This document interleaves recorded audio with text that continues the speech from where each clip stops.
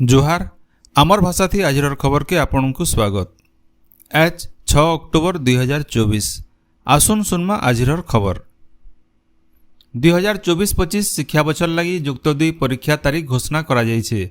ई परीक्षा 3टा खेप हेबा बोली उच्च माध्यमिक शिक्षा परिषद परीक्षा नियंत्रक डॉक्टर प्रशांत कुमार परिडा कहिसन।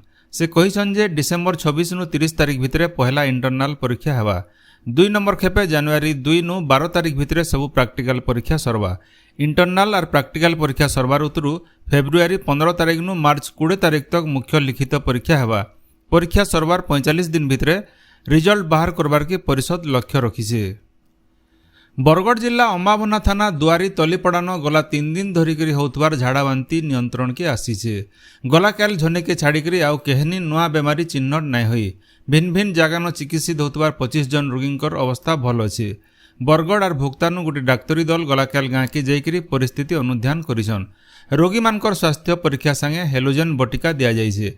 पैन के फुटेकरी पीबार लगी गाँ लोक परामर्श दिया जाइছে। सेंता गाँर नलकुआ मानकरनु पीबार पैन रो नमूना संग्रह करी जिला जनस्वास्थ्य परीक्षागार के पठा जाइছে। गाँर केतरा जगान पैन पाइप फाटी जाइथिबारनु सेतार मरामती काम जोरसोर रे चलीছে।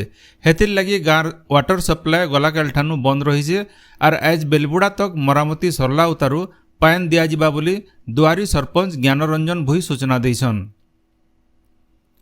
अताबिरा विधायक निहार महानंद भुवनेश्वर रो घरोई हॉस्पिटल नु भर्ती होइछन। श्री महानंद गला 3 तारीख दिन एथिक्स कमिटी रो गोटे मीटिंग थी जोग देइथिला बेले हठात ताकर देह बिगड़ीथिला। मीटिंग अधानु ताहाकू अपोलो हॉस्पिटल की निया जाइथिला। ताहाकू इन्फ्लुएंजा होइतिबार परीक्षानु जना पड़िছে।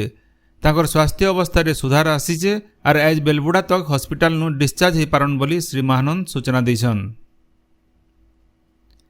बरगढ़ शहर पासर खोलियापाली स्कूल पासे बेआईन मद बिक्री होतबार घटना के नेगरी उत्तेजना देखा देइছে। गाँर स्वयं सहायिका गोष्ठीर महिला माने ठोल लेकरी मद दुकान रो मद भंगारुजा करिछन। आगरू बने थर्दु ई बाबदन अबकारी विभाग और पुलिस नु अभियोग करथिले भी केनसी पदक्षेप नै निया जिवारनु शेषके गाँर महिला माने बाहरी करी भंगारुजा करथिबार जना पड़िছে। राज्य सरकार राज्य सड़क नीति 2024 आनबे। केन रास्ता केते उसार हेबा क्या व्यवस्था रहबा और केन मानदंड पालन करा जिबा सब दिक के नेकरी ई सड़क नीति प्रस्तुत करा जाउছে। ई बाबदे पूर्त विभाग ग्राम्य उन्नयन पंचायती राज और जातीय राजपथ कर्तृपक्षर संगे आलोचना करा जाउছে। भुवनेश्वर लोकसेवा भवन उन्नयन कमिशनर अध्यक्षता थी ई बाबदे गोटे बैठक बसीथिला। बरगढ़ सहर थाना छकनु लेंगु मिश्र छक तक और प्राइवेट बस स्टैंड इलाका न उठा दुकान मानकर लगी ट्रैफिक समस्या बढ़ुছে। हेतिर लगी से जगह नु दुकान मान को हटाबार लगी बरगढ़ सड़क सुरक्षा कमिटी बैठक न निष्पत्ति निया जाइছে।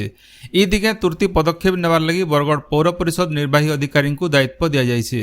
हल्दीपाली छक न असामाजिक काम बढ़ुथिबार लगी से दिगे ध्यान देबार लगी विभागीय अधिकारी को निर्देश दिया जाइছে।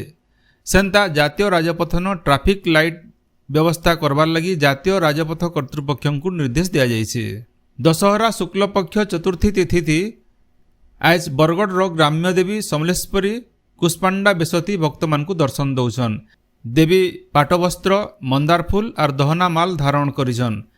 आज पहपहनु देवींकर दर्शन करबार लगी भक्त मानकर बनिया भीड़ लागिছে।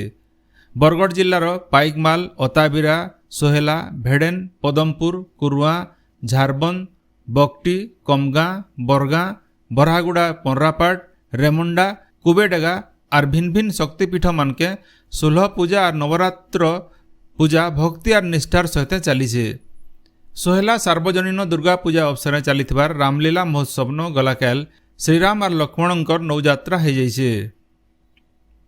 राज्य सरकार हीराकुद सेचांचल भांगी रुजी जाइथिबार भिन्न भिन्न जलपथ और केनाल मानकर नवीकरण करबे।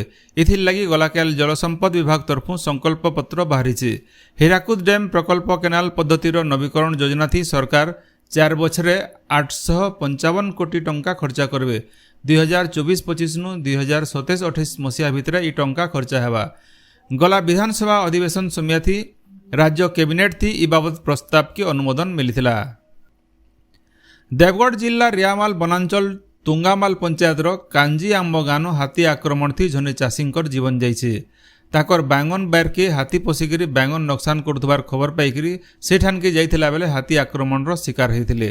वन विभाग कर्मचारी माने घटना जगह के जाइकरी मृतदेह व्यवच्छेद लगी पठेसन। इन जन दि जाई पारे जे रियामाल वनांचल इलाकार गाँ मानके 29 पट हाथी बुलुछन। गलाकेल 5 घरिया हाथी दल गुंडियापाली पंचायतर चचुपाली केनाल पार होतला बेले गोटे हाथी छुआ केनाल न फसी जाइथिला। बाकी हाथी माने ताहाके बाहर करथिले। सियाडे देवगढ़ जिल्ला न वन्यजंतु आक्रमण बढ़ुचे। गलाकेल रियामाल ब्लॉक रो चढ़ईमरा गाँ न छेल चोरी करी बेलबुड़े घर के फेरुतला बेले भालू आक्रमण न झंडे जखम होइतबार जना पड़िছে।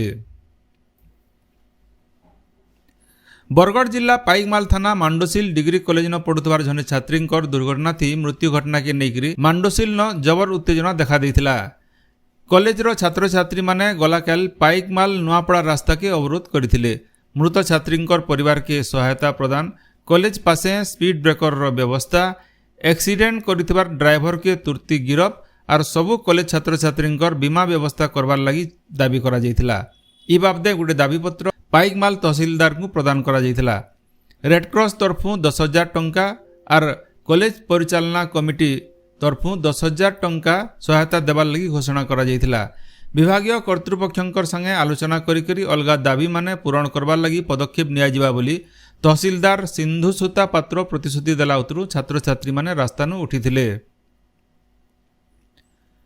गंधमार्दन सुरक्षा युव परिषद पहला आवाहक स्वर्गत निरंजन विद्रोही द्वादश अवसरन कलाहांडी जिला भवानीपाटना ठाणे गोटे स्मृति सभा लिंगराज आजादकर अध्यक्षतान गलाकेल हो जाइए।